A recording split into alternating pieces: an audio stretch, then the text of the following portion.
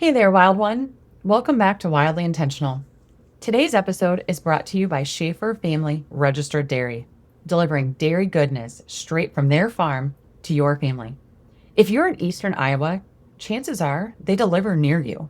Their routes bring fresh milk, cream, eggs, and cottage cheese to towns like Iowa City, Coralville, North Liberty, Kelowna, and Cedar Rapids, and many small towns along the way.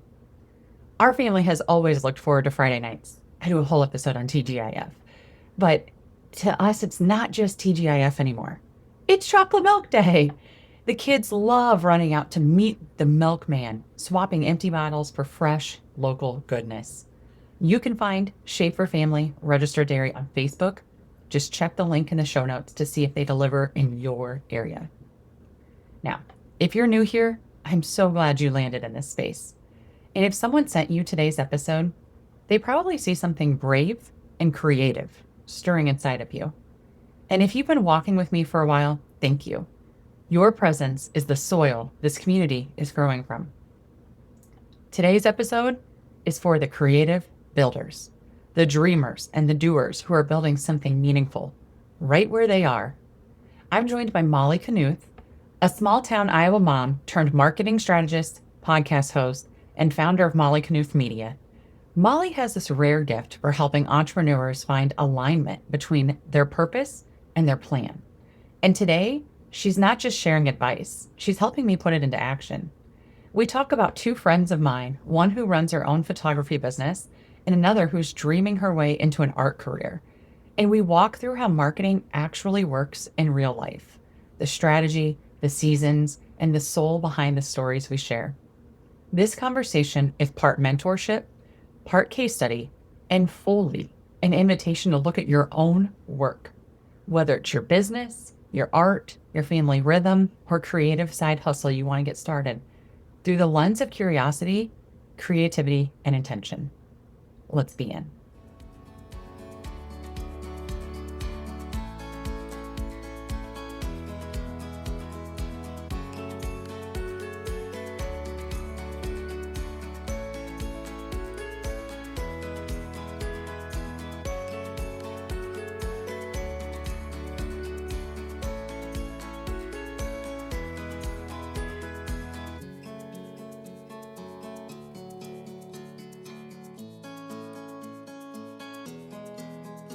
Reclaim your rhythm. Rethink the rules. Rewrite your life. This is Wildly Intentional, the show where we question the scripts we've inherited and build a life, family, and legacy on purpose. If you're done living on autopilot, come with a curious mind and a courageous heart. Here, we talk about what it means to question, unlearn, create, and build what truly matters. I'm your host, Mandy, maverick mom of three, maker, family culture builder, lifelong question asker, and the friend people call when they're ready to rethink, well, everything. I'm here to shake the norms, tell the truth, and light the way forward. Molly, marketing Molly, and marketing Mandy. Thank you so much for being on the podcast in your home today. Thank you so much for having me in my home today. Yes. So I'm up at Molly's and we just recorded an episode for her podcast. So today I'm sitting with Molly Knuth with Molly Knuth Media, the Found Podcast, and the Restoration Project. So if you remember episode 21 with my friend Lindsay Leahy, Molly's joining the crew and I'm thrilled for you, Molly. It has been so fun getting into the fold of the Restoration Project. It's been a multi-year kind of evolution as I'm getting. I started as just like a consultant on their marketing, then I became their social media marketing gal, and then I've just kind of integrated myself right on into managing director. So it's been a really great evolution. Congrats. It's Thank you. an amazing journey. And we were talking before we started recording that I first saw Molly on a conference, an in-person conference here in the corridor that I just kind of slipped in the background of. I was very postpartum, and Molly was on this motherhood panel. And that was the first time I heard Molly Knuth. And then she's been like secretly popping up in my feed and in things. And I just keep like, who is this girl? And then you joined Lindsay's crew. And that's when I really started to pay attention to like, what's going on with Molly Knuth? Who is this girl? What does she know? And so today I want to peel all that back. Who is Molly Knuth? What's been your journey? Tell us in whatever order makes the most sense, Molly. You have the Found podcast, Molly Knuth Media, and now the Restoration Project. I'm going to stop talking and let you tell me about your journey. So this is not um, a linear journey, which you and I talked about a little bit ago about the spiral concept. Yep. Um, so I'll take us all the way back to college. I graduated from UNI. Well, I'll even take us back to before graduation. I didn't know what I wanted to do with my life. I feel like that is such a big question that we put on kids, which could Mm-hmm. be its own discussion entirely. But I'm an Enneagram 3. I am a human design manifester. I get shit done. Sorry. I like when I have a goal, I will go after it. And that was true of like high school where I got awards and accolades and I'm not trying to toot my own horn, but then like just a lot of expectation got put on like, "Oh, what are you going to do now?" And I'm like, I don't know.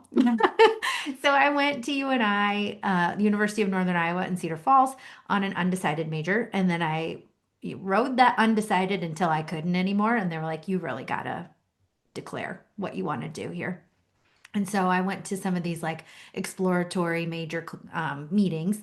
And I remember going to a business and marketing one. And I was like, this could be interesting. And then I saw that I had to take micro and macroeconomics. And I Oh, was like, no, thank the you. demise of every marketing major. Molly, those classes killed my soul. They were terrible. I didn't even get in. I was like, I just said no at the outset. Like I saw that on the on the flyer and I'm like, nope, I guess I'm not going into business marketing. So I took a quiz, and it was like, what are your interests? What do you like to do? I love to read. I love to learn. I love to talk to people about what I was reading and learning. I was just very curious and I loved like speech and theater. And so it came back in my results that I would make a really good teacher, more specifically, a high school teacher. And I was like, oh my gosh, I never thought about being a teacher that wasn't like little kids. Like, Mm, I didn't think about being a teacher of these, like, kind of older people that could think about these abstract concepts. They could read books too. Like, for whatever reason, I was just really drilling into the concept of a teacher of being like phonics yeah, and elementary ed. elementary ed. And so I did an exploration of a middle school classroom when I was in Cedar Falls, and I immediately was like, yes, this is the track. Oh, And so I knew at the time I was dating my boyfriend, who is now my husband, but he is a farmer and they had a family farm in Cascade. And I knew like if we were to go the distance, I would be moving back to Cascade and that was going to be my location, which is where I grew up, where I went to high school. And conveniently, I knew there was going to be a couple retirees of English language arts teachers. And I was like, great, that's my new goal. I'm going to get that job. And so I went through college, graduated in 2009. There weren't any immediate jobs available, so I substitute taught in the district. Right after I graduated, we got married, we started having kids. And then the job openings came. I got them. I taught in the classroom for a couple of years, but the kids kept coming too. And so pretty soon I was pregnant with our third child in 4 years. And at that point, my paycheck did not necessarily even pay for daycare. mm-hmm. And I knew on a level that I wanted to be a stay-at-home mom when the kids were little. And so after a couple of years of full-time classroom teaching in my dream job, I left it and became a stay-at-home mom of little kids. And this was 2014. And a couple years later, enter another baby. I had four kids, and our oldest was 5.5. And we were busy around here. But I also felt like, okay, I need to contribute some income beyond what I was contributing, which was $0 at that time. And I also was like feeling this goal setting itch that, like, okay, I always had something that I was driving towards. I always had something that I was aspiring to. And while I was raising these kids, and that was really fulfilling, there was still this like gap that I didn't quite have my arms around. I couldn't quite iterate, but I knew there was something there. Um, my dad and my cousin at the same time had started a business, and so they needed some part-time administrative help, and I was like, I can do that from home. So this was like the very early days of small town remote work. It was still like Yeah. quite a concept. But I did some remote work for them, and I said, hey, what if we like start this Facebook business page for your business? I had been working with some fundraisers in the community, and from my time as a classroom teacher, I knew the power that social media had to help get things done. For example, my English classroom, when I walked into that classroom, I had one bookcase and I think like 30 books. And I wanted to really build a culture of reading in my classroom. And so I just put out a couple posts on Facebook and my network, and I said, hey, if anybody has unused, unread books sitting around your house, please consider donating them to my classroom. I I would love love to that. just have books available for my kids. And so by the time I left, we had over 200 books and 4 bookshelves filled to the brim. That's amazing. It was, but it shows the power of community. Like when you Hmm. give people something to put an effort behind, it was so easy for them to go and just like pull things off their shelves. And it was like my friends' moms were giving me Jodi Picoult books that they had collected and they just had on a shelf and they wanted the kids to have them. And my kids loved the Jodi Picoult books when I was teaching. Give me an example. I have to stop you for a second Yeah. because I do a lot of book recommendations. What's a Jodi Picoult book? This is a new author Oh, to me. So, like, what would you sorry. recommend? She is a prolific author, but she is the author of books that you might know, like My Sister's Keeper, Okay. um, 19 Minutes. Um, I'm looking at one on the shelf right now that's more recent. It's called By Any Other Name. So she will often take like a controversial issue that you can look at from a lot of different angles. And the way she writes, introduces multiple characters who will look at that same issue from their different perspectives. Ooh, this will be fun to check out. So, for example, like My Sister's Keeper, people might know the movie that came out about that. It's probably over 10 or 12 years old now, but like Cameron Diaz is in it. Um, and so it's about this family, and they have a son and a daughter. The daughter gets leukemia at a very young age, and there's Hmm. no one in the family who can be a bone marrow donor. And so they go through genetic counseling and have a third child whose genes were specifically selected so that she could grow up and be a bone marrow donor for her older sister. And so it brings in the question of, is this ethical? Yeah. Is this consensual?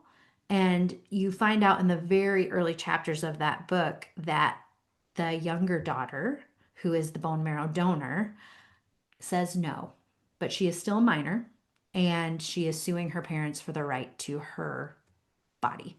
Wow. There are twists and turns along the way that you can't even Predict. predict. But Wow. all of Jodi Picoult's books have these like central issues. You get a lot of different perspectives on it. And then there's usually some kind of twist or turn that like flips the whole dialogue on its head. But that's why my kids loved it, because it was like they could see adult perspectives. Oftentimes there's a child's perspective in there too. And it was just a very intrigue. And I just wanted them to learn how to love reading, because that's how we learn things and Yeah. that's how we have conversations. And so people in the mid 2000s had a lot of these books on their shelves and Okay. they donated them to me.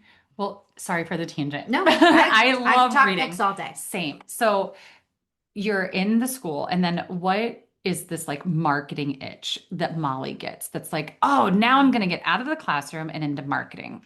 So that's where the gap was, where I was a stay-at-home mom. I wasn't necessarily going from classroom to marketing, but after I'd stayed at home for a few years, and then I was working with my dad and my cousin's business, doing the remote work, I remembered the power of that classroom marketing experience, which I didn't even know was marketing. I was just Hmm. like, donate your books to me. But the way I approached it and like rallied people, that was an example of the power of social media marketing, which in 2016, when I was working with my dad and my cousin, was like kind of an untapped marketing avenue here in small town, rural Eastern Iowa. So we began a Facebook page for them.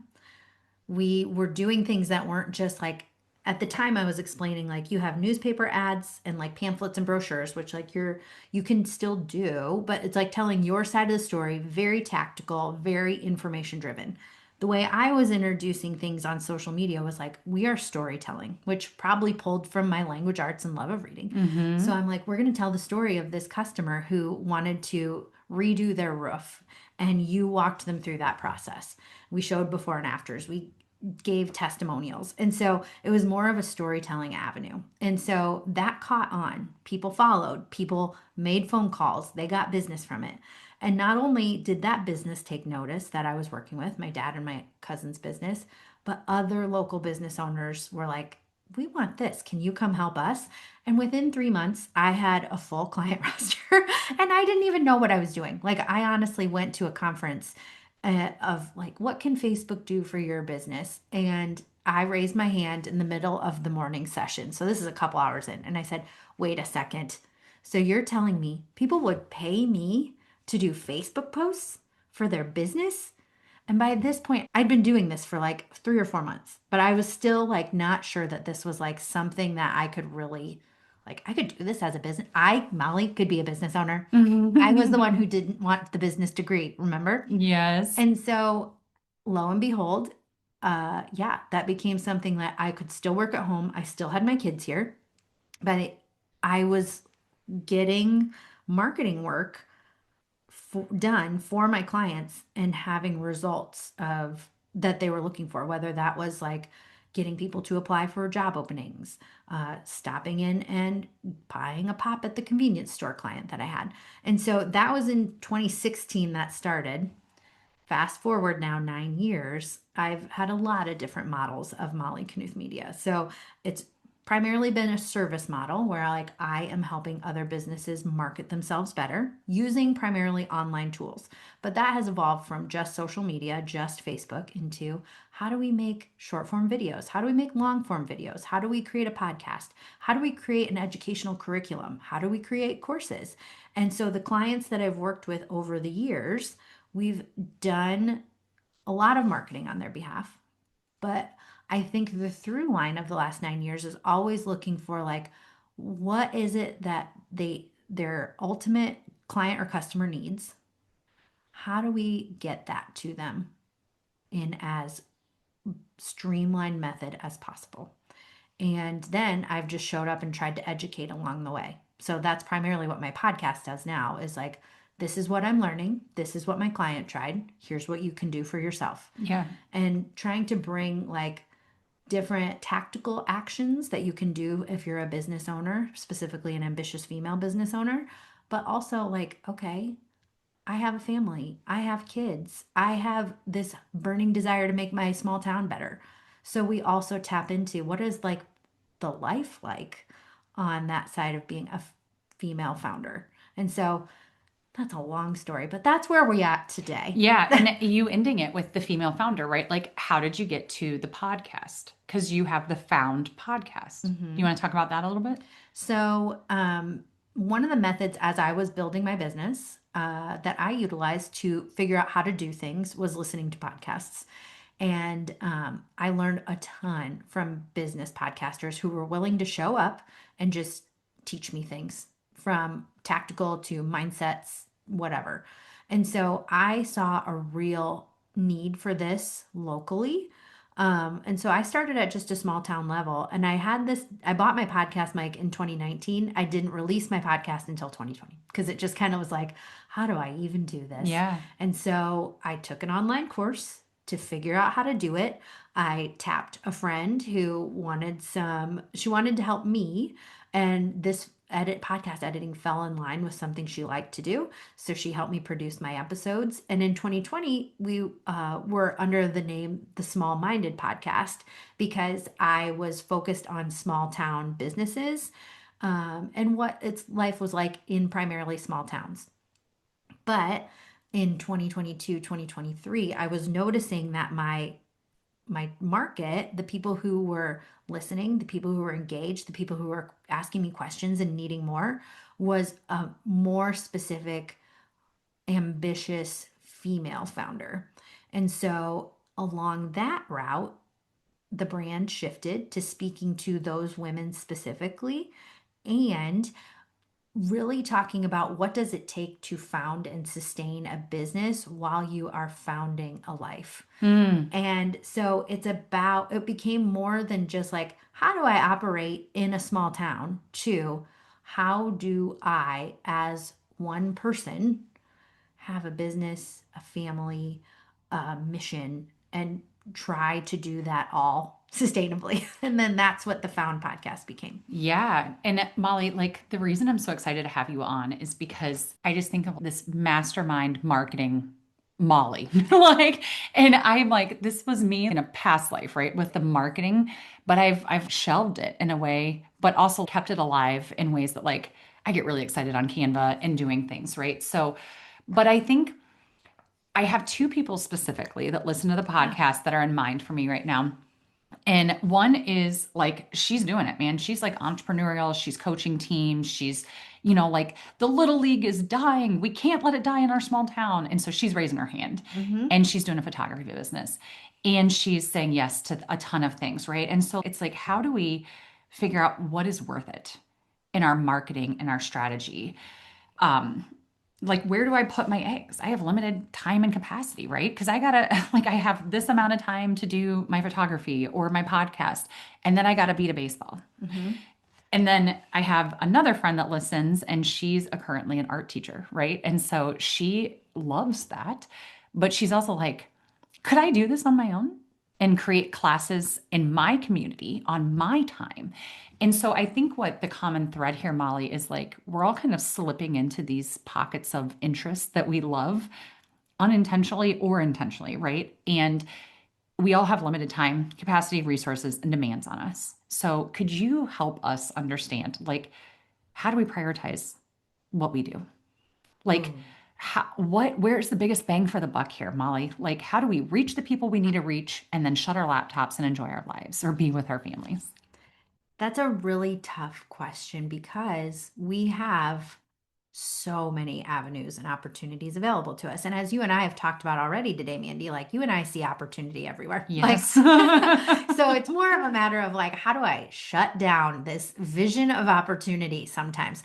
But I do want to say to the listener, like, the season I'm at in life right now is Molly as a mom of four kids ranging in age from 9 to 14, which is much different than the Molly who was beginning her business with a newborn, a 2-year old, a 3-year old, and a 5-year old who went to part time preschool. Like, Mm-hmm. so you have different opportunities and you have different resources available to you at different ages and stages of life. Like, that's just part of it.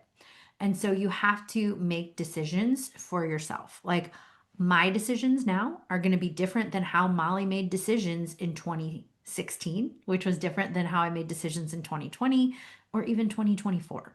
So I'm going to first challenge the listener, and this is going to kind of bring us to the restoration project that I work with now. I would start by doing some of what the restoration project encourages people to do, which is really start by connecting with yourself and determining what are my values, what is my mission, and use really grounding into that. And then that can become your filter. And then as we talk more tactically about like your question of how do I know where to spend my time, energy, dollars, resources in regards to growing my business or my mission. I just had this conversation with one of the ladies at the Restoration Project yesterday. Our value and our personal mission becomes the filter by which we make all of our decisions. So, for example, a client that I work with does not love digital life. Yeah. And she does not like her face being on video. She doesn't want to be attached to her phone all day, but she wants to make an impact and she wants to meet new people. And so, what I encourage all my clients to do is to follow this 3-part model. Um, and it's a circle. If you can envision 3 arrows that make a circle. I don't have a fancy name for it really, but it's just a 3-part model and it's attract, nurture, and serve. Ooh. So, attract is how are we getting people exposed to us? and like start to just recognize like either my face with the business or my logo with a mission. How do we just bring people into that fold so they start just like understanding, for example, like Target. Like Target, when I see that logo, I know, oh, I can go shopping. Mm-hmm. Like, how do we start doing that with our businesses? That's what that attract arm does. Nurture, the second, is like, how do I get people to go from just knowing who I am and what I do to understanding how it can make their lives better? And so I'm walking with them, guiding them into knowing like what my process is if I'm a service provider, or how do I get them to understand the benefits of this candle versus that one if I'm in the product space, or this my version of photography, my style versus someone else's. I'm going to nurture them so they understand that in that part of the marketing. And then the last part is serve. And so this is the customer experience. Once they are actually in your fold, once they are actually part of your membership or they become your customer, like how am I making sure that from the time they sign that contract to the time that we end, it feels so good that they can't help but come back to me or refer others back in. So let's go back to that client that I talked about who doesn't like to show her face really. She doesn't want to do a lot of stuff on the digital landscape. She prefers in person. So, how can we use attract, nurture, serve for her? So, for her, attract means going to in person networking events. She's going to have her name tag on. So they start to associate her face with this business on the name tag. And so or it could be a t shirt, or she had a speaking event the other day and she was an MC and she on her clipboard had like our logo on it. So then it was like, oh, people were starting to, their neurons were starting to come together around this person with this business and this mission. And that's all we want to do in the attract phase. So for her, that looks like in person events, networking. For somebody who is more like, I don't have time, like a busy mom, like I can't go to in person events, you can leverage in that attract phase, um, social media short form videos. You can leverage paid advertising. You can, in that attract phase, like if you're a local business, that's where a billboard could make sense. Sure. And so that attract phase, the goal is how do I just get eyeballs on what I'm doing so I can start bringing those neurons together in my ideal market that my business or me is associated with this outcome. That's all we want to do there. Before we move on to nurture, Molly, talk to my friend that has the photography business. So think of an entrepreneur that she's got a good grounding. She's already attracting clients. She knows what she's doing. Okay. But there's a lot of opportunity to streamline, clean it up, focus, and get clients more easily and handle them more gracefully, maybe. Mm-hmm. Okay.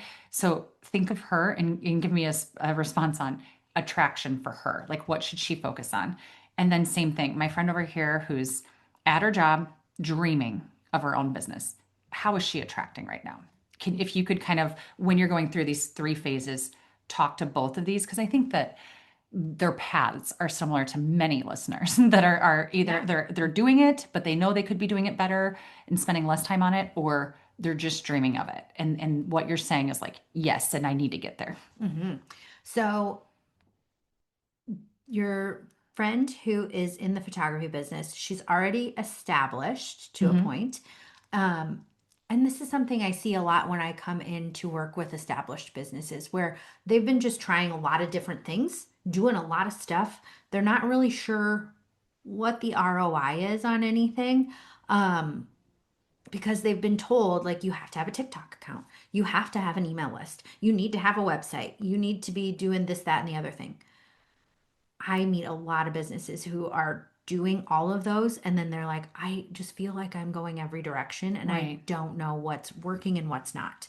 So, for that person and for any business who might identify with that mentality Mm-hmm. right now or that feeling, I would say look at picking just one thing from that attract.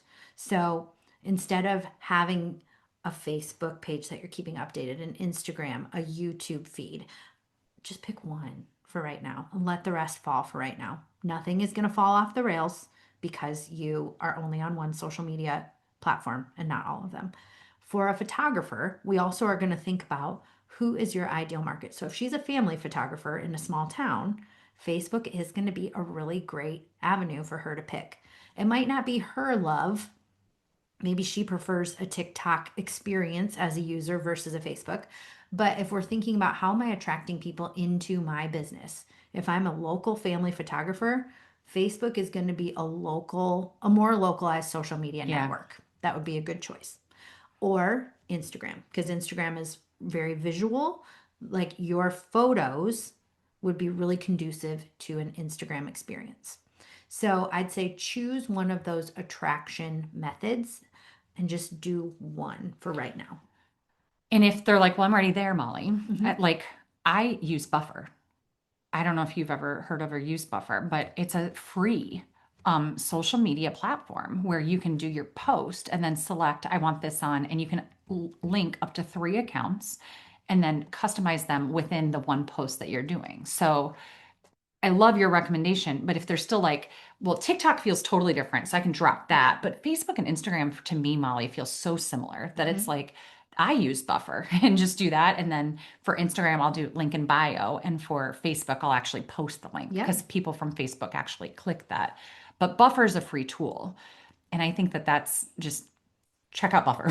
Like, Yes. because things like that too, if you know of like, this is a cheaper free hack, like that would be great. Because I think that some of these things are just, we don't know about them if we don't know about them. Mm-hmm. And Facebook and Instagram are connected. They're Right. owned by the same parent company, Meta.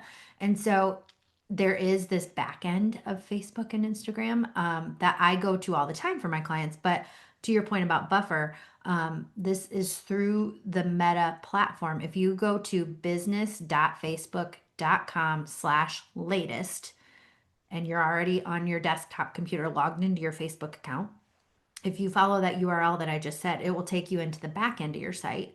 And that's where you can like schedule posts. You can find all of your analytics. You can get a real breakdown of your audience demographics. You can set goals, and that's all within built out within the Meta platform. And so you don't need to get a subscription to anything else either. I did not know that. Yep. And you can connect it to your Instagram account, which I would be willing to bet you've got them connected anyway. And that also then gives you a leg up if you do want to run and get more attraction around some of the methods you're already doing. Like if you want to boost a post or run a paid ad, Sure. that business.facebook.com/latest will help you see where ads might be able to benefit you. You can find your most successful posts. You can sort posts from like not just most viewed. You can also check like what got the most click throughs to my website. And then you can make really strategic choices about how to allocate more of your time, energy, resources. So that's a good tool to have too. I love that. Thank you, Molly. Yeah. So, my friend over here is just dreaming. Mhm. What would you say to her for attraction? So for her, for attraction, this is going to be a little different Mm-hmm. because if she's still dreaming and she is still known as the teacher, she's going to have to do a little bit of brand awareness if she wants to be known for her art and sell like her products as like her finished. Is she a painter or Mosaic. mosaic? Yeah. Ooh, okay. So if she wants to be known for her mosaic works, like she's going to need to start doing some brand recognition. And so getting herself to be known as not just like Mrs. Weber, but also as Mandy the artist. What about State Fair winner? Because Yes, she that. is that. Oh my I gosh. know. She's incredible. Her attraction is already underway. So I would say, like, if we are going to, there's a couple of different attraction methods that you could utilize in her, like, building out this brand identity. So she could definitely start some social media accounts as Mandy, the mosaic artist, or whatever Yeah. clever name she wants to come up with. And then in that initial like setting up the accounts, like make sure she is known. This is Iowa State Fair winner. That like really brings a lot of credibility and reputability to what you're doing. The other, so, and then she wants to like start showing like her process. So she could do videos of like choosing the pieces that she's going to use in the mosaic, finding the mediums that she's going to incorporate. She could do videos of like how she's putting this all together. Short form video for that process is going to be killer for attraction. People are going to watch that because they're intrigued by the back end process. And then she can set that up for like, oh, I've got release happening in November. If you've seen this starting to come together through these videos, make sure that you are tuning in on November 11th for the actual reveal, and you can buy the pieces that you love. Yeah. But short form video for her would be really great, and it doesn't have to be like overproduced. People are going to be really intrigued by the process that she's already doing. She did some of that because she also did a herky, Ah, one yes. of those herkies. So I think she's going to feel validated listening to this, Molly, because it's like, I think, Molly, I think part of it too is getting to just like the confidence within yourself that you can do this. Mm-hmm. And that is a hurdle that you have to overcome because there are all of these voices that we tell ourselves, like, who's going to be interested in this? Who's going to want to know that? Is this even worth putting out? And yes. And something that I've always put into, like, tried to use to put into my own perspective when I was like starting my business and I was like, how can I even make this work? Mm-hmm. My thought as one day I was just like driving from one end of town to the other, I just started counting the number of small businesses on the main drag in our community. And I was like, one, two, three, four, five, six, seven, eight. I was like, even if everybody in my hometown asked me to do their social media, I would not have time or capacity to do all of it. If half of the businesses in my hometown wanted to work with me, that would be sustainable. And like, we think about social media in particular as like, okay, if I don't get 1,000 followers, if I don't get 500 views, it's going to all be worthless and pointless. No.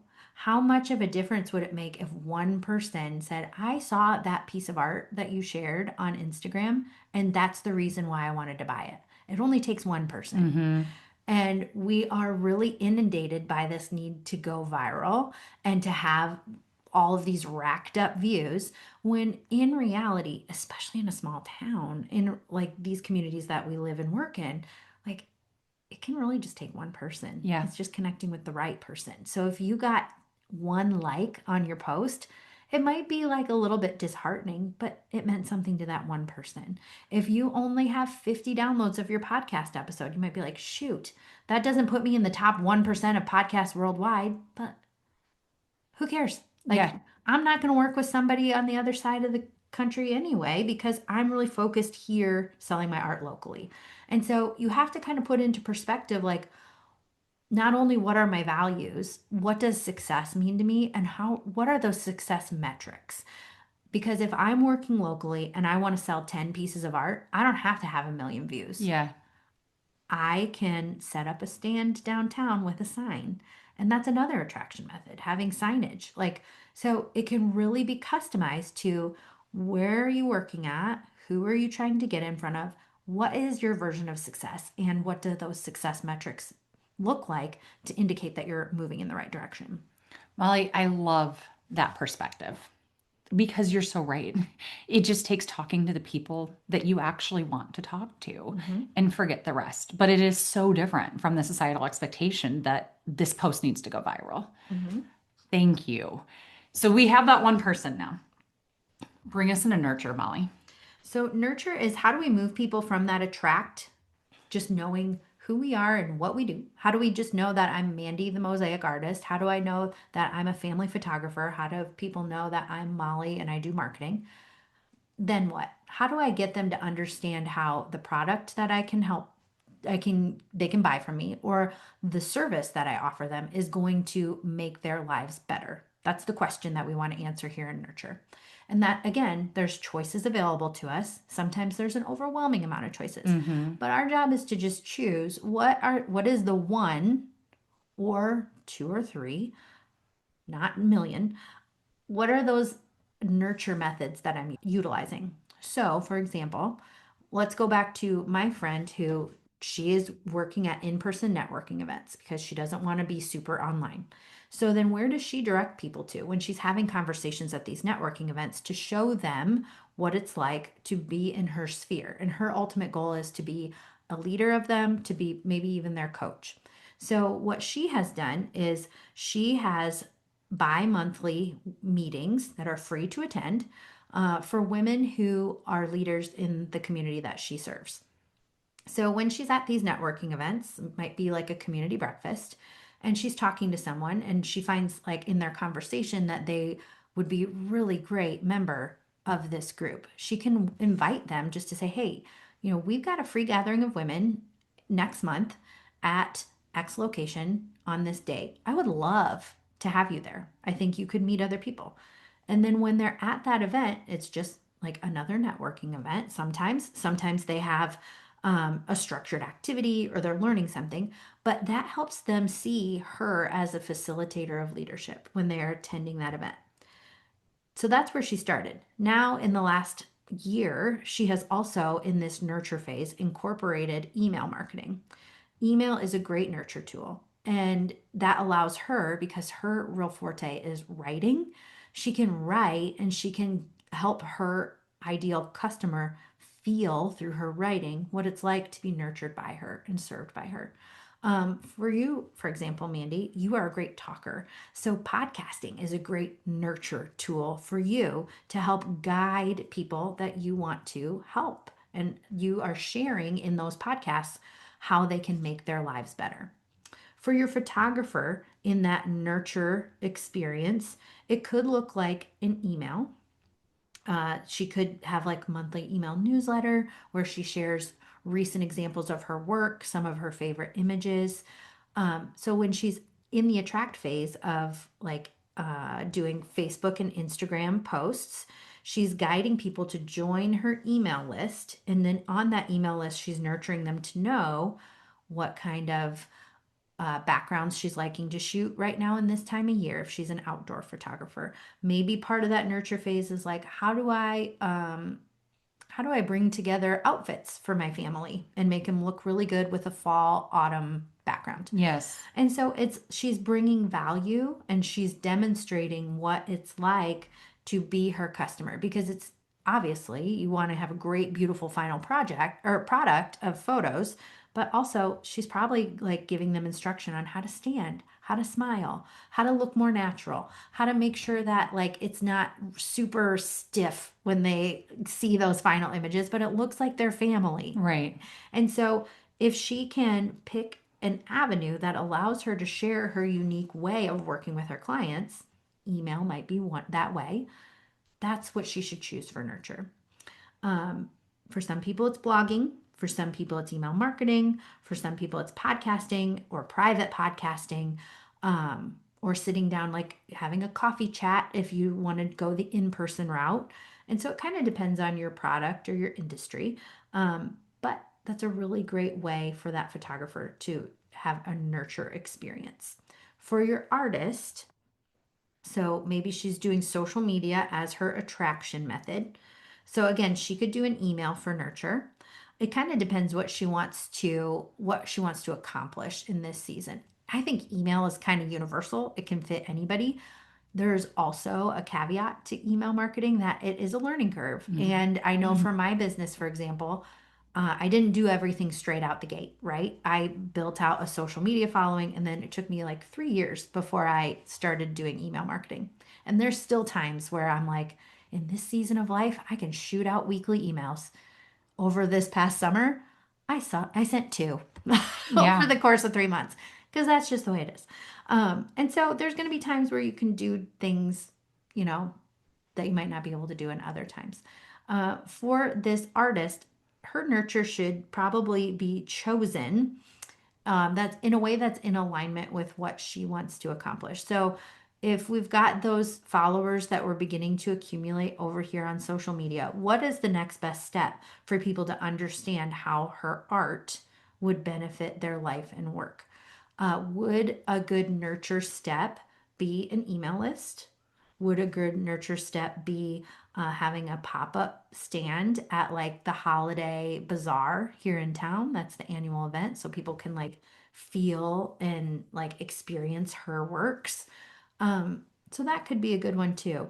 But nurture, I do think email is a great universal tool that you can use at the discretion of your business to the degree that you want to use it. The other really great benefit of email marketing is that you can capture their email addresses. And so if you have time like I do now where I can send an email, oh, I've got those people. I can get in touch with them directly. I'm not dependent on a social media algorithm. And then if there's seasons of life like around the holidays where I don't have time, those email addresses will sit there. I'm not overwhelming them with things in their inbox, but I still have access to them down the road when my next um, promotion period begins, if you will. Yeah. I'm hearing two things, Molly, and this is so great. Like you have pieces that are established. And I think the one that you are making the assumption for, which is valid, but hasn't been said, is a website. Oh, yeah. A website's important. Yes. And social media. Those are kind of the two give me's, right? Like starting there. And then to your point, getting into email marketing and networking. Mhm. It really vastly depends on the person and what they're trying to do. But those are kind of like what I'm hearing are the big four. Yes. And I would, when I was working more with small businesses, I even had this diagram that was like, if you imagine an old business like storefront in your downtown of your community, like at the storefront level, like you're going to see these cornerstones, right? Those cornerstones are your social media presence and your website, because those are the things which the rest of it gets built upon. And then like the storefront windows that like it might get changed out seasonally. People put like we have home decor stores here in Cascade, like there'll be seasonal decorations rotated in and out depending on if it's autumn or Christmas time or whatever, but we put those things in the front windows that are really like going to draw people's attention as they walk Hmm. by, as they drive by. It's going to entice them to come on in. So I haven't used this model in a long time, but that was like attraction. So the storefront windows were like attraction. So that's what I'm putting out in my posts. That's what's getting people to stop their scroll or stop their car and come on in. Now, when they come in, they open the door, they come into my storefront. That's where my nurture begins, right?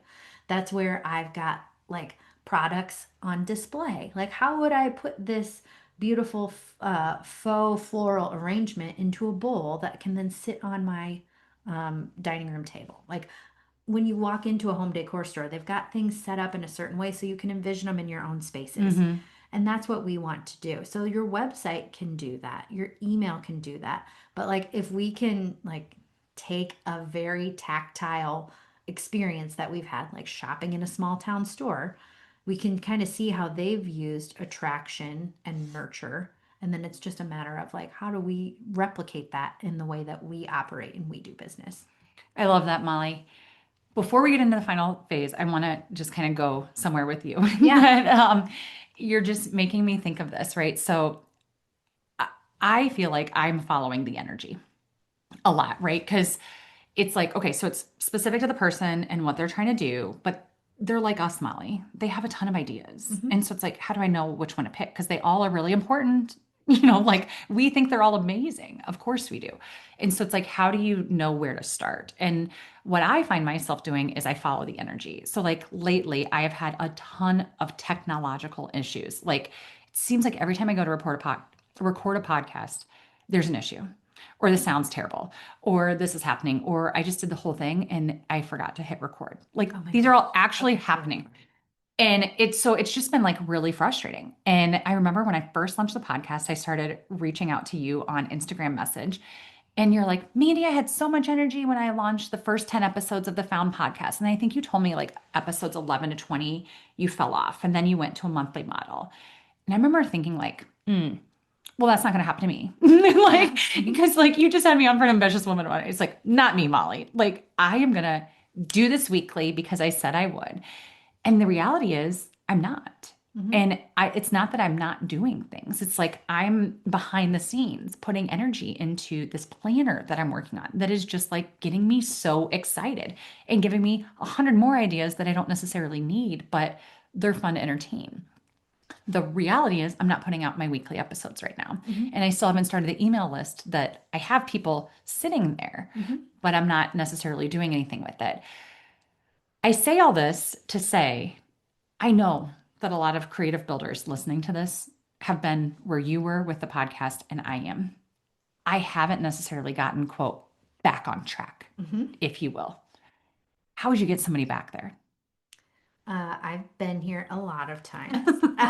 So yes, when I first started my podcast, like, well, let me even take it back earlier than that. The thing that has kept me going over the past 9 years of being in business through high highs of like, oh my gosh, I've got record number of downloads or I've had my record month of sales.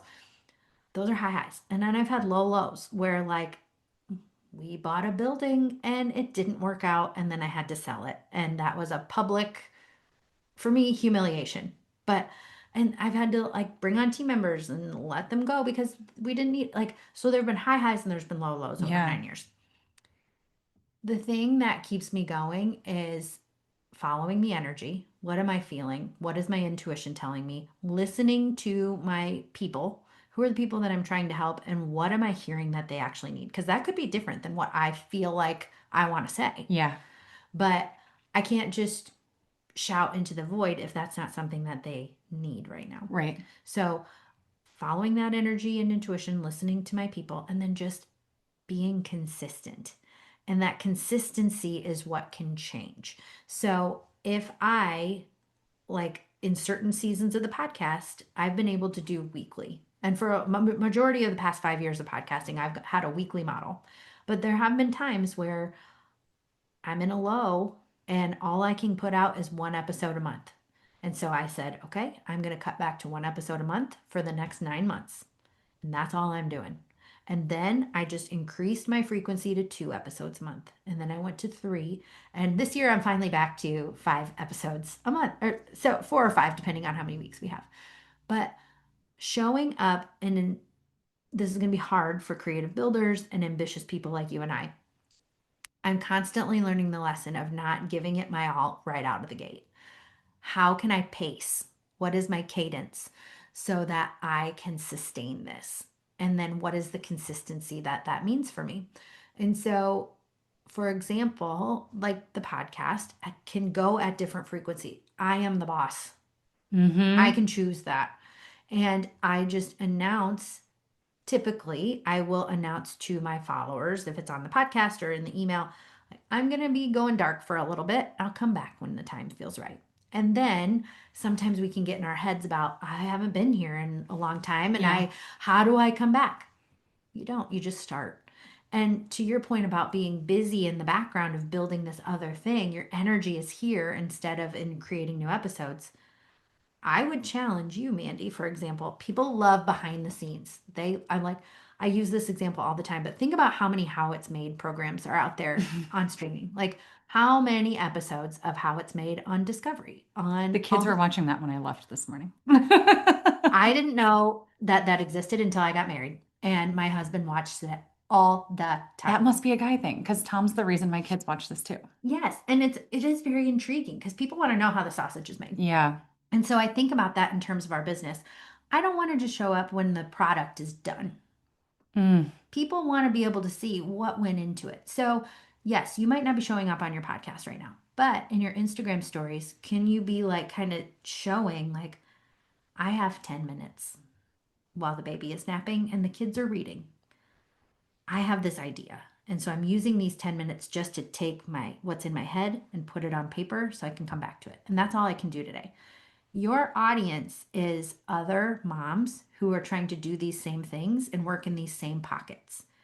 For a lot of us listening, our businesses are helping a version of ourselves that existed in the past because we want Yeah. other people to navigate that easier, faster, better than we did. Amen. So think about like the people who are following you right now, Mandy, are people who are in your same footsteps. So if they can see that right now Mandy is working on something, she only has 10 minutes. And so she's telling me this is what I'm doing with these 10 minutes.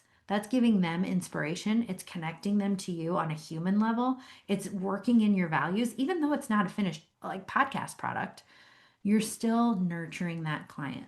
You're still, I mean, not client, you're still nurturing that follower. And it's very in line with where you are at in this time of your life. And it's very meaningful because it's something that they're going through too. And so I challenge you and I challenge the listener like, sometimes these attraction and nurture methods aren't going to show up fully polished, extra perfect. And that is hard for us as ambitious people and as people who see opportunity everywhere. But sometimes the best thing you can do is show how it's made. And just like one of the things that I did to like when I was building my following, I would do these things called 24 hours of MKM. And it was just me showing up on Instagram stories. And I was like, it takes a lot of time. So I'd only do this like once every few months. But I was like, I'm going to take you through my day as a mom of four little kids building a business. And so it showed from the time I got up to like at this time, I like had the kids' clothes laid out so they could change their own clothes. Showed what I was making for breakfast, showed me dropping them off at daycare, showed me like what was I working on. Sometimes I'd be sitting at my desk, which I'm like, this is so boring, but people liked it. And like sometimes we'd be on a photo shoot for a local client, but I just like walked people through the day to day of my life and people loved it. Today, I do these things every couple weeks called Life Lately, and it's just photos from my camera roll. And I'm like, here's some things we did in the last couple of weeks. Yeah. And so it's just showing the behind the scenes of the person behind the business, and it's not your finished product, it's not super polished, it's not even salesy. But it's just showing what you're thinking about because a lot of times what you're thinking about as the business owner does tie into the values of the business and ultimately to your end customer or client in some way, shape, or form. Molly, that's part of the reason I started to like really resonate with you. Like you're showing your pictures of the cows at the 4-H fair. I'm like, I did that. I love this, Molly. Like in your canning. I'm like, I'm literally canning right now, Molly. But like, I mean, this is what's hilarious to me. I have a marketing background too. Like I'm seeing yours, feeling exactly what you're saying and not thinking to post it for myself. Mm-hmm.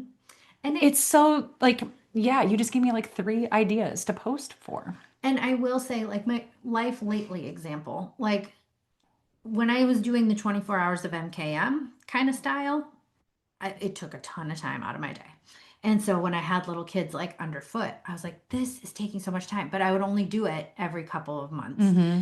And um it just got like I would forget. I'm somebody who like when I'm in the moment of doing something, like I forget to even document it. So your listeners might be doing that too. Where like, oh, I am working on like a wolf pack concept that's going to be in this workbook. But shoot, I got really into this lesson and then I forgot to take a picture or a video or whatever.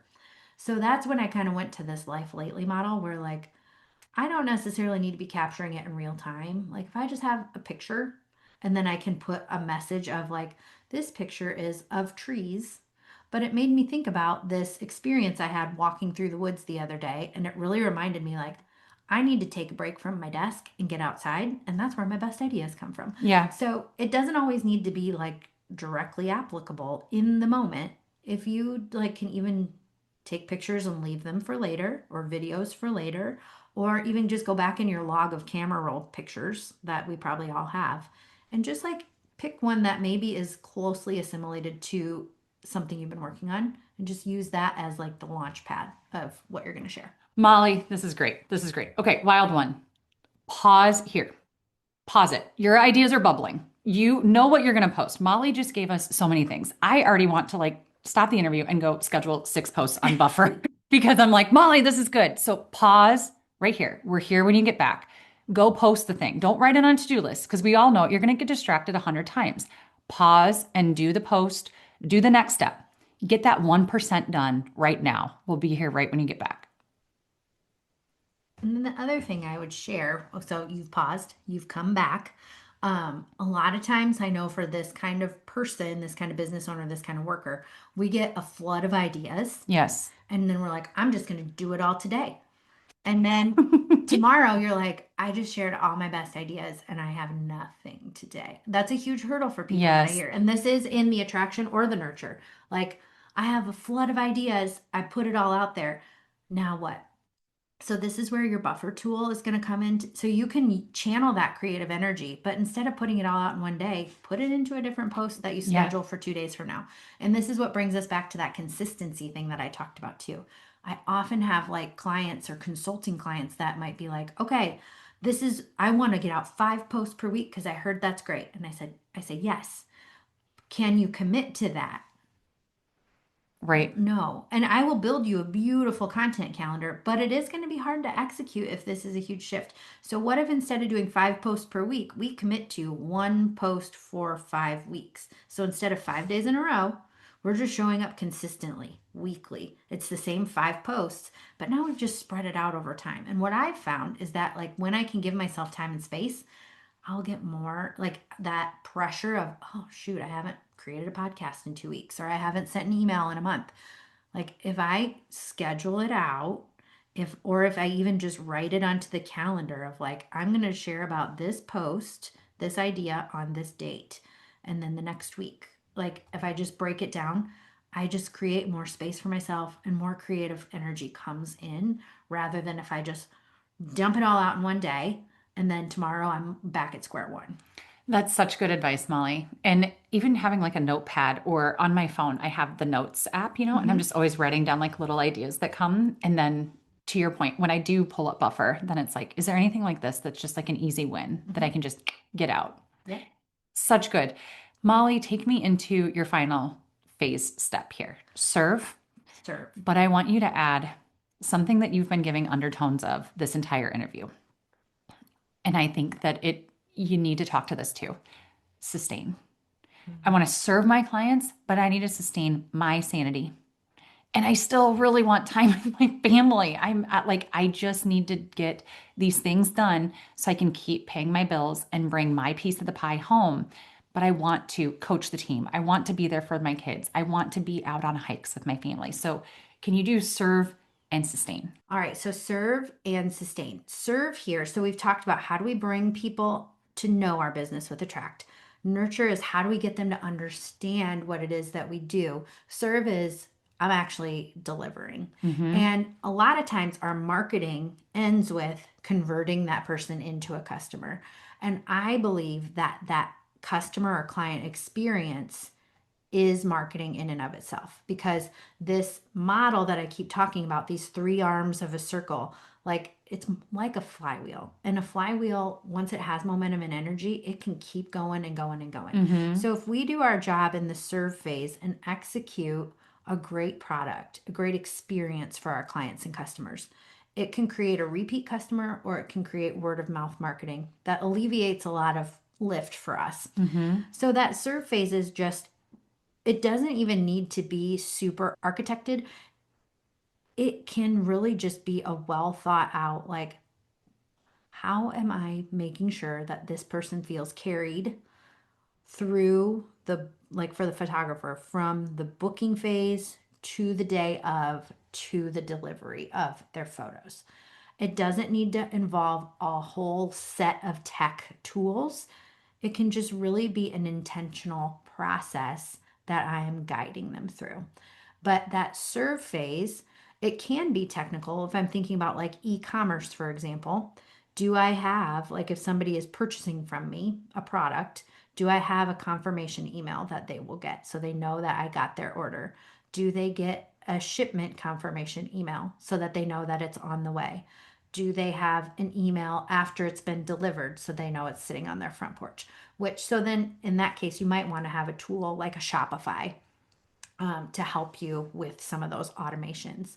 But I think uh, like it just comes back to being intentional and choosing what's best for you. So for that photography client, I would say, how am I, like, once that person indicates that they want to book a session for their family, how am I making it easy for them to schedule with me?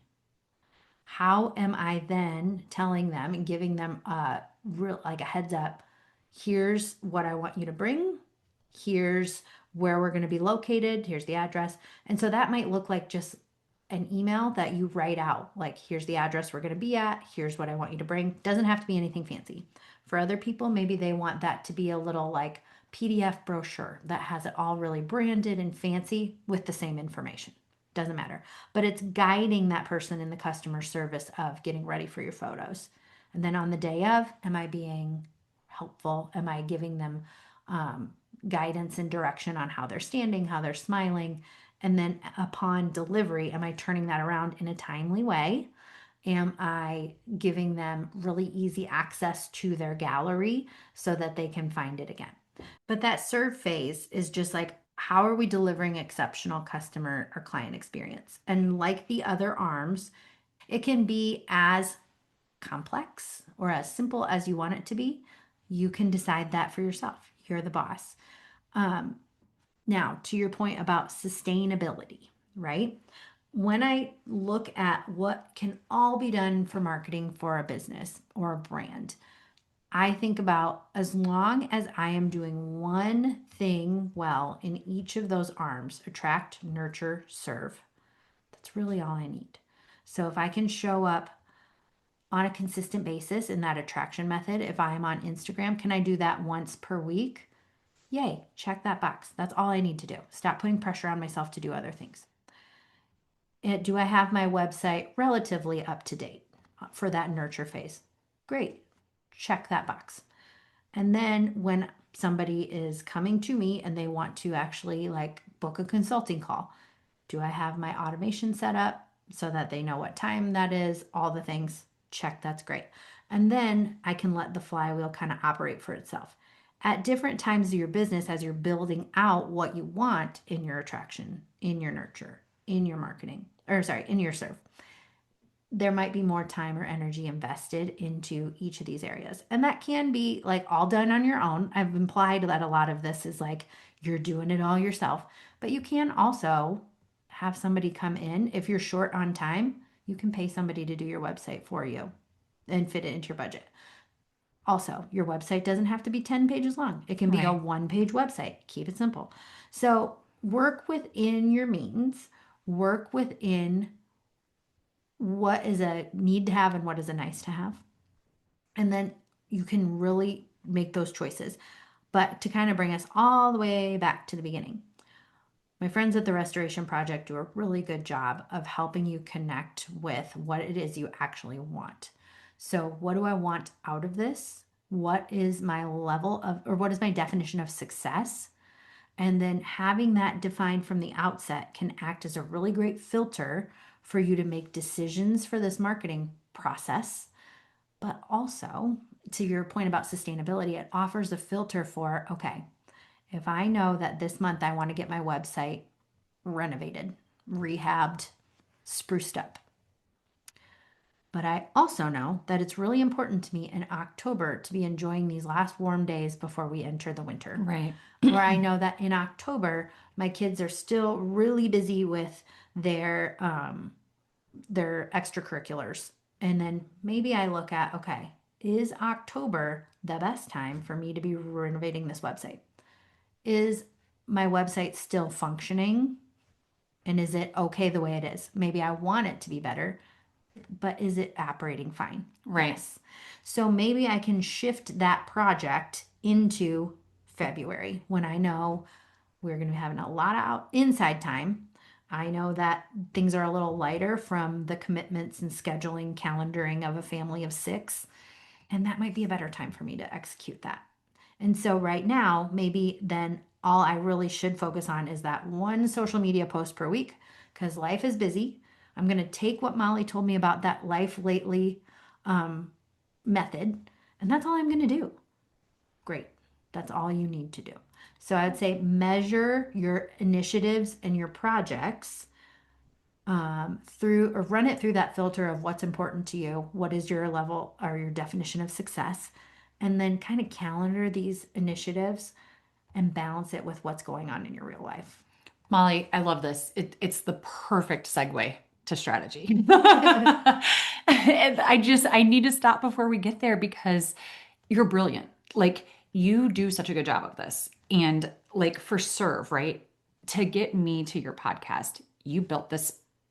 Here's what to expect. Like, and it was, here's the address, here's this. And it's a PDF that you sent me with everything. And I stopped and was like, I need to get here. Like, and I think this is important to bring up for sustain because sometimes to like build that PDF, that's like probably a couple hours to a day project that I need to put my focus on. And right now it feels like I don't have it. Mhm.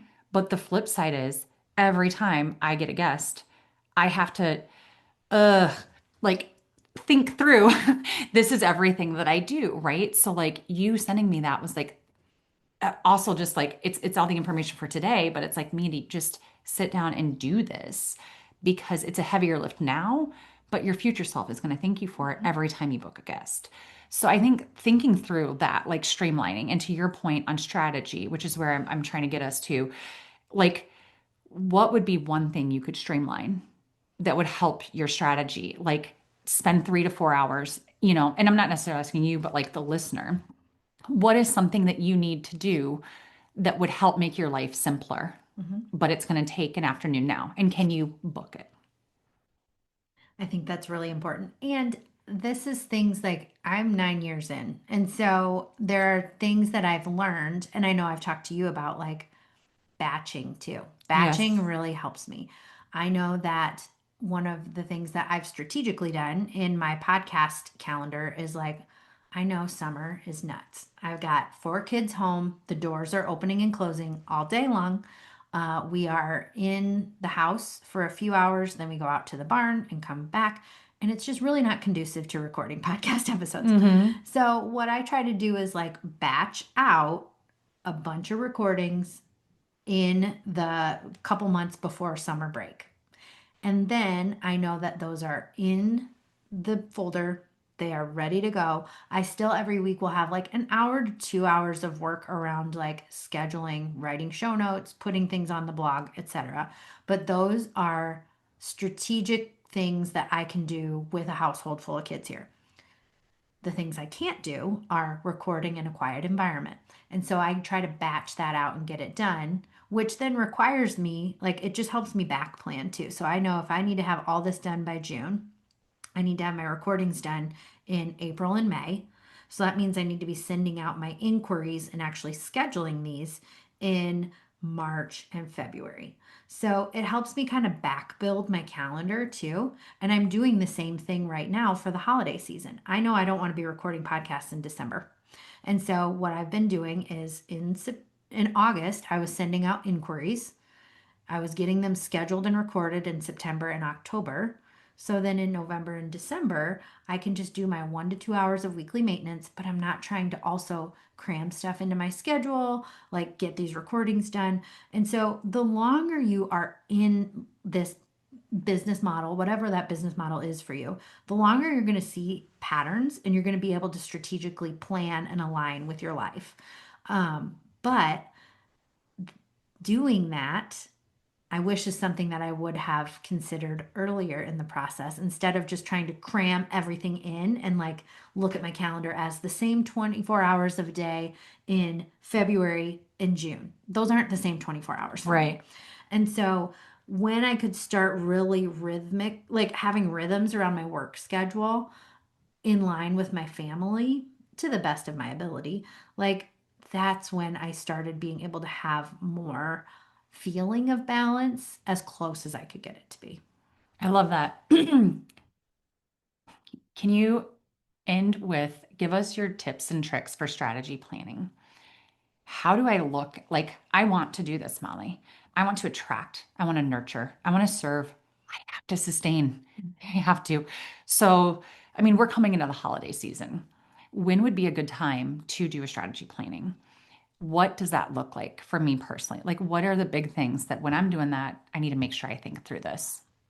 So, when I work strategically on marketing planning, for example, with a consulting client, we will look at, I love to have like basic placeholders for a year out, which can sound really daunting. So, if this is you who are like, I don't even know what I'm doing next month, let alone a year from now, Molly, like, A, I've been there, and B, you need to listen because this is going to help you. So, one thing that I was always kind of a fly by the seat of my pants person too. Like I had an idea for a training, I can whip that out and get people buying seats and deliver 2 weeks from now.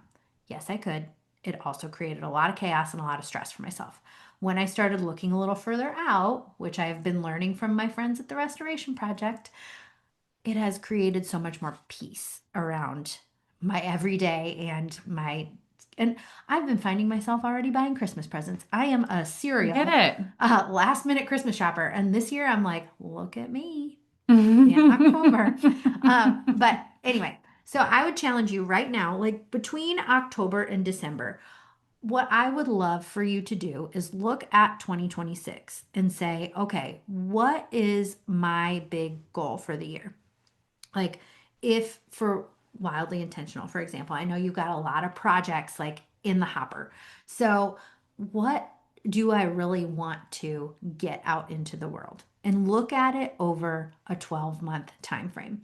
So, my friend Jade Boyd, who has the Business Minimalist podcast, she and I are like, I love her so much because I respect how different we are. Mhm. And I am somebody who gets an idea and I want to act on it right away. And something I've learned from Jade is the importance of long range planning. And something she has told me multiple times is that people can overestimate what they get done in a day, but they can underestimate what they get done in a year, 2 years, 5 years. Oh, So, and this is, she always has data to back this up. So I know there's data points on this, but I don't know what it is. that's fair. Go to Jade's podcast.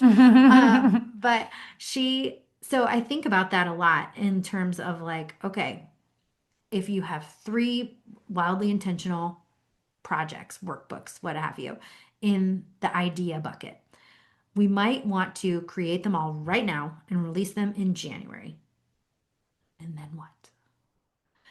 What if, kind of like our example of consistency, what if we're generating all of this and we're creating, we're building it out, and you give yourself October through December to create it, just to get the product done.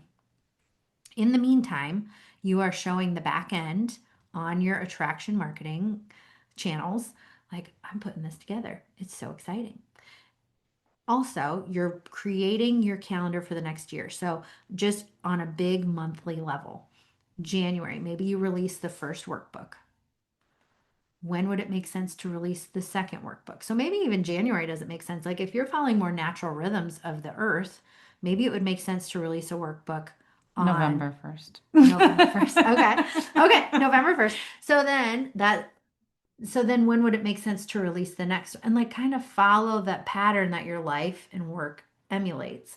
But let's go to an annual scale on this. So when I look at 2026, if you're releasing this workbook in November 1st, 2025, why can't I re-release it in November 2026? Right.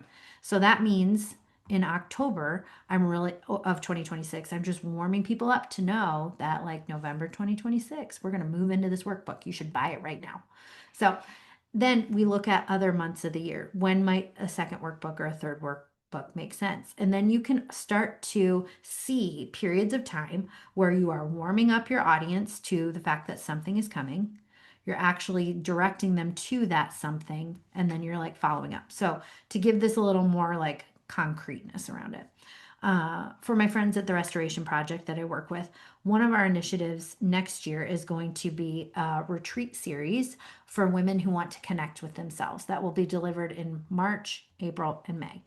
So we are strategic planning right now and we put dates on the calendar. We know March, April, May are when these official events are happening. So now, when I look at the rest of 2026, that tells me that if the first event is kicking off in March, I need to be informing and warming up my audience for those tickets. Well, I actually need to be selling tickets in March and February so that I'm guaranteeing that there will be people at these events. Yeah. So that means I need to be warming up my audience to some of the concepts in January. So, what are they going to be learning? What might they be feeling? What might they need to alleviate some of the stress that I know happens for women every January about like setting resolutions, getting it done when it doesn't really even fit the month of January when we all Right. just want to be cozy and in our house eating soup. So, For sure. how do I take that feeling and say, you know what?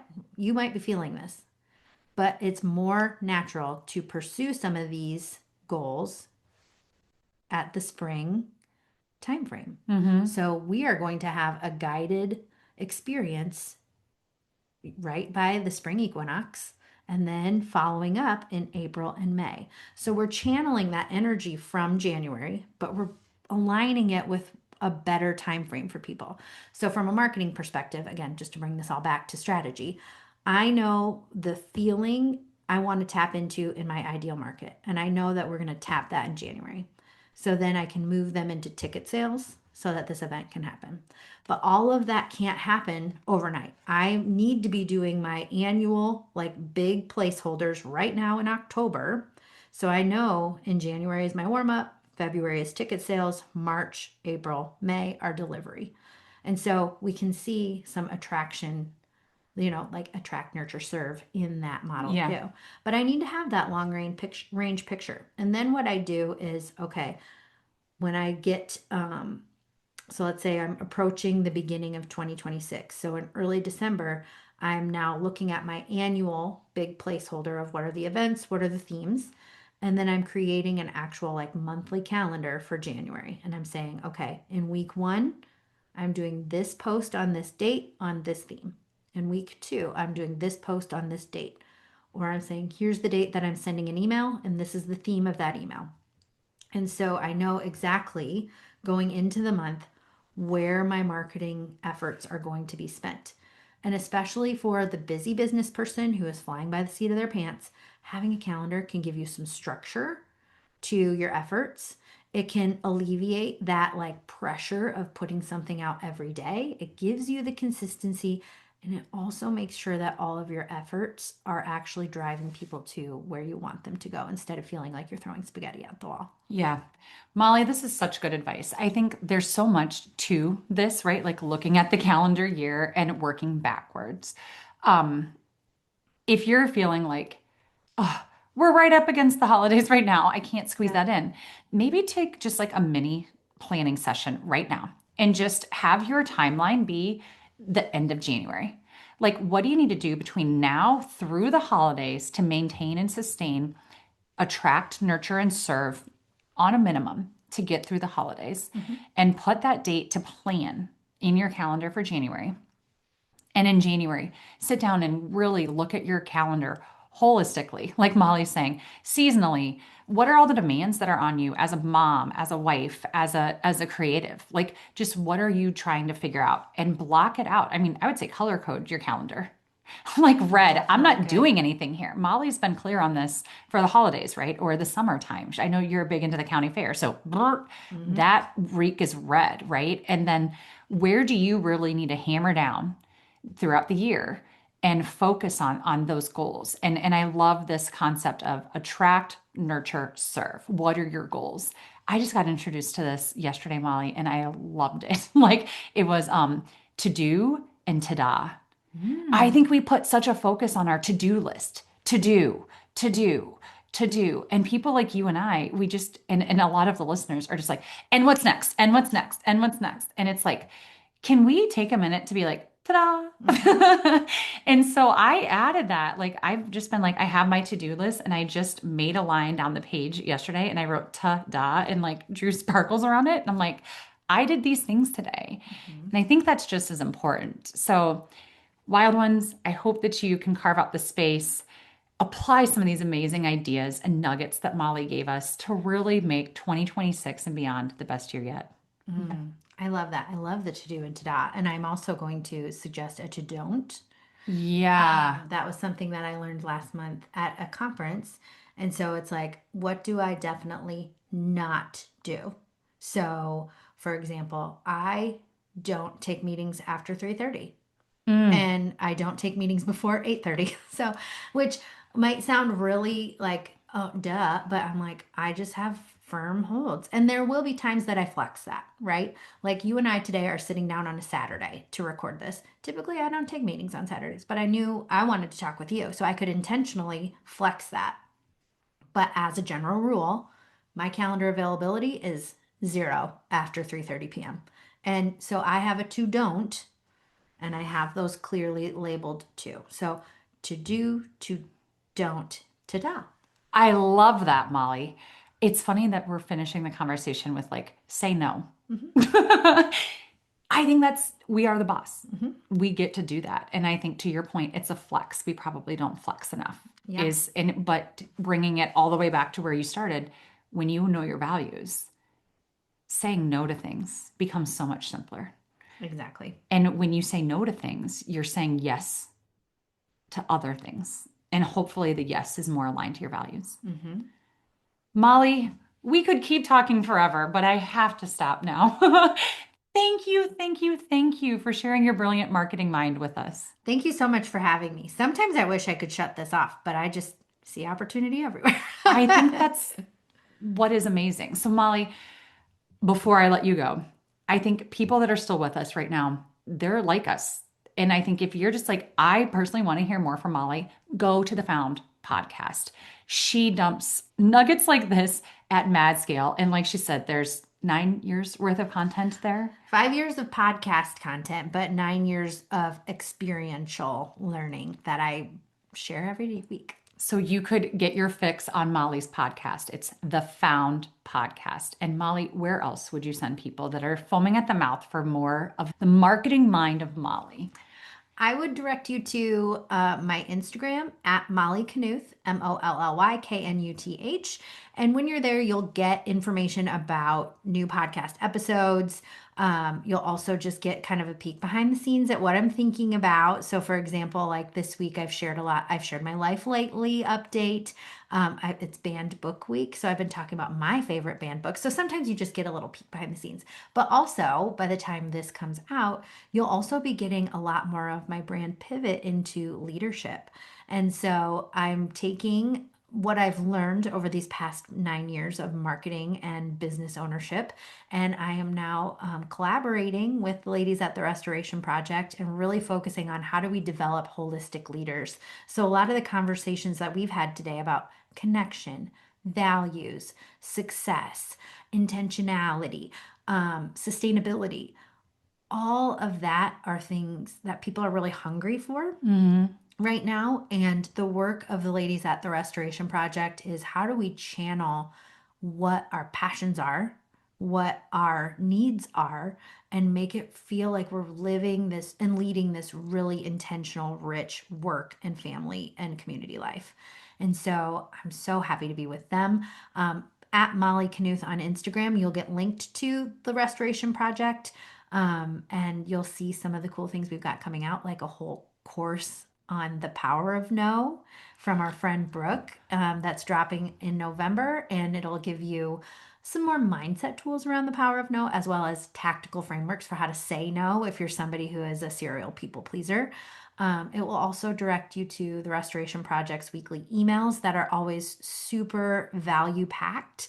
And so I would really encourage, especially those creative builders, you are a leader of your business, you are a leader of your family, and you are a pillar in your community. And so I think this level of holistic leadership guidance that the Restoration Project offers is going to be really helpful for listeners too. I love it, Molly. I am so excited to see you take the reins at the Restoration Project and all the fun things you're going to do. It's going to be great. I'm excited. And I'm also on an empowerment community with you right now, which Yes. I hope to bring you back when we finish it because we've only had one session, but the content's blowing my mind. And I think that deserves its own episode. The Restoration Project has very distinct values, which we keep talking about. And one of those is about the power of connecting with something greater, which is the empowerment community I'm leading that you are in. Yep. And so it's really exploring a lot of things, but helps us connect holistically to the leaders we're becoming. Well, we'll have to have you back when we finish that empowerment We community. look forward to it. Thank you so much, Mandy. It's been my honor to be here today. Molly, thank you for letting me into the marketing mind of Molly. Thank you. Wasn't that such a rich, real conversation with Molly? I love that it wasn't just marketing theory. It was lived experience, small town stories, and honest reflection on how to build something that feels aligned. If Molly's words stirred something in you, either a spark of inspiration, a new idea, or just the simple reminder that you can build your business and your life on your own terms, I invite you to follow that spark. You can connect with Molly on Instagram at Molly Knuth Media or visit mollyknuthmedia.com to learn more about her work, her podcast, and her courses for small town entrepreneurs. All those links are waiting for you in the show notes. Big thanks again to Schaefer Family Registered Dairy for sponsoring today's episode. Their family run business is such a beautiful example of what we talked about: values based work that connects people to what really matters. They're a family run business with deep roots and a whole lot of heart, delivering fresh milk, cream, coffee creamer, cottage cheese, and eggs to families across eastern Iowa. From Iowa City to Kelowna, Cedar Rapids to North Liberty, and plenty of small towns in between, Schaefer Family Registered Dairy brings farm fresh goodness straight to your doorstep. The quality is incredible. The people are even better, and everything they make and deliver is delicious. Supporting them means supporting local farmers who truly care about the work they do and about the families they serve. If you'd like to get closer to your food and add more farm fresh to your fridge, let Schaefer Family Registered Dairy take care of your weekly staples. Check the show notes for a link to their Facebook page to learn more and set up delivery. And if this conversation lit something in you, if it made you think differently about how you share your work or how you grow your dreams, pass it on. Share it with another creative builder, a small business owner, or friend who's daring to build something meaningful too. Because when we create with intention and when we build with heart, it ripples. Thank you for listening to another episode on Wildly Intentional, friend. Until next time, stay rooted, be brave, and live wildly intentional.